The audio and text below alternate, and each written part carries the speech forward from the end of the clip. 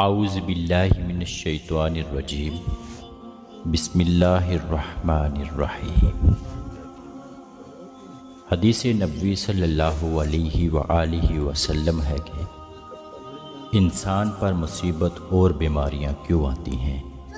حضرت سیدنا ابو سعید خدری رضی اللہ عنہ بیان کرتے ہیں کہ رسول اللہ صلی اللہ علیہ وآلہ وسلم نے ارشاد فرمایا، بے شک جناب موسیٰ علیہ السلام نے کہا، اے میرے رب، تو اپنے مومن بندے کو دنیا میں غربت زدہ اور تنگ حال بنا دیتا ہے۔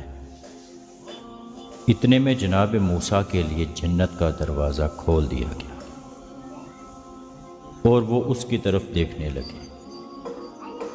پھر اللہ تعالیٰ نے کہا، اے موسیٰ، یہ جنت میں نے اس مومن کے لیے تیار کی ہے۔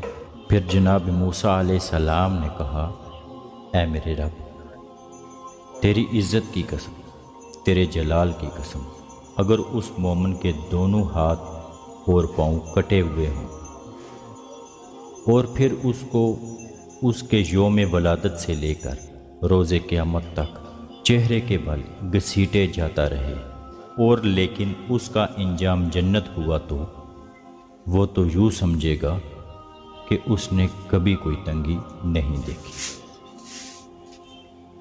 پھر موسیٰ علیہ السلام نے کہا، اے میرے رب، تو نے اپنے کافر بندے کے لیے دنیا میں بڑی وسعت پیدا کی ہے۔ اتنے میں موسیٰ علیہ السلام کے لیے جہنم کی طرف ایک دروازہ کھولا گیا اور ان سے کہا گیا، اے موسیٰ علیہ السلام، یہ جہنم اسی کافر کے لیے تیار کی ہے۔ موسیٰ علیہ السلام نے کہا، اے میرے رب، تیری عزت اور جلال کی قسم، اگر اس کو اس کے یوم تخلیق سے روز قیامت تک پوری دنیا دے دی جائے لیکن اس کا انجام یہ ہوا تو وہ یوں سمجھے گا کہ اس نے کبھی کوئی بلائی نہیں دیکھی۔ عامر رضی اللہ عنہ بیان کرتے ہیں، رسول اللہ صلی اللہ علیہ وآلہ وسلم نے فرمایا، امراض اور ان کے ثواب کا ذکر کیا تو فرمایا، جب مومن کو کوئی بیماری لاحق ہوتی ہے اور پھر اللہ تعالیٰ اس سے عافیت و صحت عطا فرما دیتا ہے تو وہ مرض اس کے سابقہ گناہوں کا کفارہ ہے اور مستقبل کے بارے میں واعظ و نصیحت بن جاتی ہے۔ اور جب منافق بیمار ہوتا ہے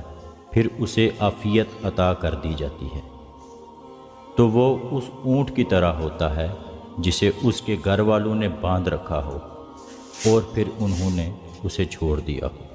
اسے پتہ نہیں ہوتا کہ انہوں نے اسے کیوں باندھا تھا اور کیوں چھوڑا ہے۔ کسی شخص نے عرض کیا، اللہ کے رسول صلی اللہ علیہ وآلہ وسلم، بیماریاں کیا ہوتی ہیں؟ اللہ کی قسم، میں تو کبھی بیمار نہیں ہوا۔ آپ صلی اللہ علیہ وآلہ وسلم نے فرمایا، ہمارے پاس سے چلے جاؤ، تم ہم میں سے نہیں۔ حضور اکرم صلی اللہ علیہ وآلہ وسلم نے فرمایا کہ اللہ تعالیٰ اس شخص کے چہرے کو تر و تازہ رکھے جس نے حضور اکرم صلی اللہ علیہ وآلہ وسلم نے فرمایا، اللہ تعالیٰ اس شخص کے چہرے کو تر و تازہ رکھے جس نے مجھ سے کوئی حدیث سنی اور پھر جیسے سنی اور ویسے ہی اسے آگے پہنچا دیا۔ اللہ تعالیٰ سے دعا ہے کہ اللہ تعالیٰ ہمیں صراط مستقیم پہ چلنے کی توفیق عطا فرمائے۔ آمین ثم آمین۔